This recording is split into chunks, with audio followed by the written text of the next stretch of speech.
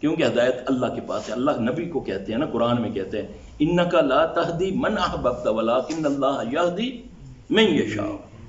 ہدایت میرے پاس ہے اے نبی صلی اللہ علیہ وسلم، تیرے پاس نہیں ہے. میں جسے چاہوں ہدایت دوں، اور میں جانتا ہوں کہ کسے میں نے ہدایت دینی. یہ قرآن ہے. یہاں تو یہ کہتے ہیں نا، نگاہ مرد مومن سے بدل جاتی ہیں تقدیر. اعوذ باللہ من الشیطان الرجیم، بسم اللہ الرحمن الرحیم. وَإِن يَمْسَسْكَ اللَّهُ بِضُرٍّ فَلَا كَاشِفَ لَهُ إِلَّا هُوَ وَإِن يُرِدْكَ بِخَيْرٍ فَلَا رَادَّ لِفَضْلِهِ يُصِيبُ بِهِ مَن يَشَاءُ مِنْ عِبَادِهِ وَهُوَ الْغَفُورُ الرَّحِيمُ. تو نبی سے بڑھ کر کوئی مومن تھا ہے نا؟ تو نبی صلی اللہ علیہ وسلم کی تو نگاہ سب پر تھی کہ سارا مکہ سارا مدینہ مومن ہو جائے. ہوا؟ دعائے مومن سے بدل جاتی ہیں تقدیریں. دعا کی نا کہ یا اللہ عمر بن خطاب یا عمر بن شام دے دے. تو یہ لفظوں میں بھی بہت زیادہ آپ کو آگے لے جایا جا چکا ہے، کیونکہ ہم اپنے اصل سے دور ہیں. اب وہ کہتا ہے کہ میں نے بولا یار دیکھتا ہوں کیا ہے اس میں. کہتا ہے میں کھولتا ہوں تو میرے سامنے سورہ کہف کی یہ آیات سامنے آتی ہیں جس میں اللہ فرماتے ہیں کہ وہ 309 سال سوتے رہے. وہ صحابہ کہف 309 کتنی بنتا ہے نا فکر، سوتے رہے اور ہم انہیں کروٹیں دیتے رہے. کہتا جب میں نے یہ پڑھا نا کہ 309 سال سوتے رہے، آگے نہیں میں نے پڑھا، تو میں نے بولا یہ کیا ہے، یہ کیا تک ہے کہ 309 سال جسم مٹی پہ ہو اور وہ گلے نہ. کہتا جب میں نے آگے پڑھا کہ ہم ان کو کروٹیں دیتے رہے، تو میرے دماغ نے مانا کہ ہاں جب جسم کو ہوا لگتی ہے تو پھر مٹی اس کو کچھ نہیں خراب کر سکتی. تو لیکن کتے کے بارے میں لکھا ہے کہ وہ بھی ظاہر ہے جتنے سال وہ تھا اتنے سال وہ کتا بھی بیٹھا ہوا، لیکن وہ تو کروٹ کا اس کا لکھا ہی نہیں ہوا کہ ہم کتے کو بھی کروٹ دے. وہ تو اپنے انداز میں بیٹھا ہوا، کتا لیٹ کے سوتا تو نہیں ہے نا. تو کہتا ہے یہاں آ کر میں پھر ٹھٹکا. تھا وہ سائنسدان. پھر اللہ سینہ کھولتا ہے، جب وہ اللہ کی طرف رجوع کرتا ہے پھر اللہ راہ دکھاتا ہے نا. وَيَهْدِي إِلَيْهِ مَن يُنِيبُ، جو میری طرف رجوع کرتا ہے میں اسے راہ دکھاتا ہوں. اب کہتا ہے کہ میں نے نا کہا کہ کتے کو تو گل جانا چاہیے تھا، وہ تو ساکت پڑا رہا، اس کا بھی جسم صحیح ہے، وہ بھی ان کے ساتھ اٹھ گیا. تو میں نے کتے پہ ریسرچ کی، اس میں کون سی ایسی چیز ہے جس نے مٹی نے اس کو نقصان نہیں دیا. ہر کتے کے سینے کے اندر ایک غدود اللہ نے پیدا کی ہے. وہ اس میں سے ایک ایسا بیکٹیریا خارج ہوتا رہتا ہے جو اس کی مٹی، اگر مٹی میں وہ 100 سال بھی پڑا رہے اس کو مٹی نقصان نہیں پہنچاتی. اس انداز سے وہ بیٹھا ہے. کہتا اس سے پھر میں نے اس کی حقانیت کو جانتے ہوئے پھر میں مسلمان ہوا. تو آج مسلمان کیا کر رہے ہیں قرآن کو جھوٹی قسمیں کھانے کے لیے ہیں. ساری زندگی قرآن کو چھوا نہیں، پڑھا نہیں. جب مر گیا تو پیسے دے کے مولوی اکٹھے کر لیے.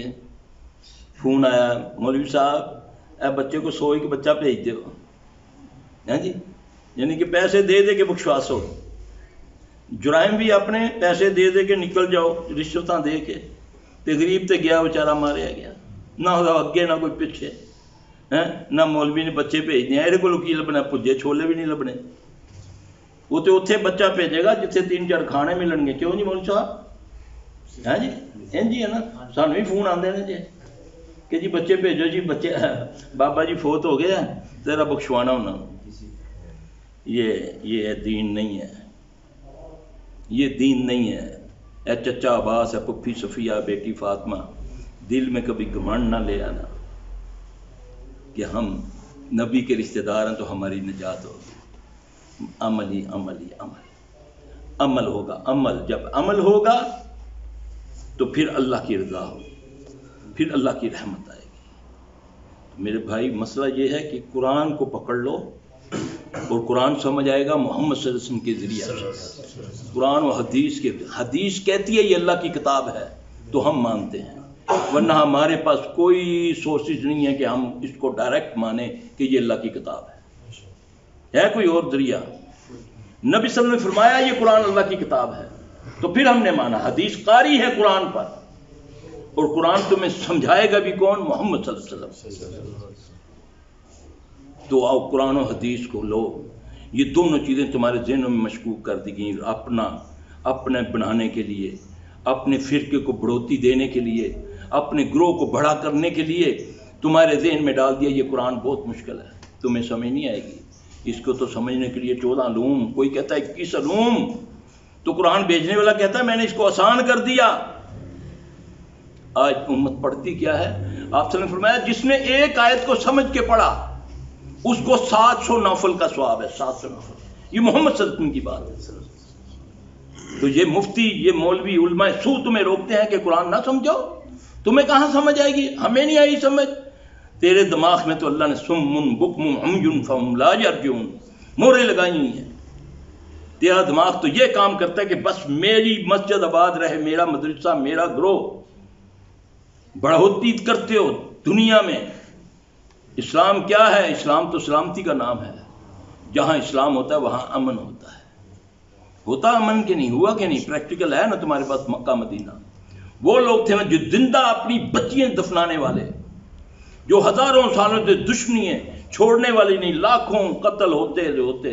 ایک وقت آیا اس اسلام کی وجہ سے چند دن، چند مہینوں کے بعد اتنی محبت، اتنا اخلاص، اتنا خلوص اللہ نے بھر دیا اسلام کی وجہ سے، اس پیارے نبی صلی اللہ علیہ وسلم کی آنے کی برکت سے، کہ ایک کہتا ہے یا رسول اللہ صلی اللہ علیہ وسلم میری 2 بیویاں ہیں، میرے اس بھائی کو بیوی نہیں ہے، میں اس کو طلاق دیتا ہوں، میں یہ اس سے نکاح کر لے. یہ ہے محبت. اسلام تو محبت سکھاتا ہے. ہم تو اسلام میں آ کر اپنے آپ کو اسلامی کہنے کے باوجود ایک دوسرے کے دشمن بنے ہوئے ہیں. کہاں اسلام تھی؟ اسلم تسلم.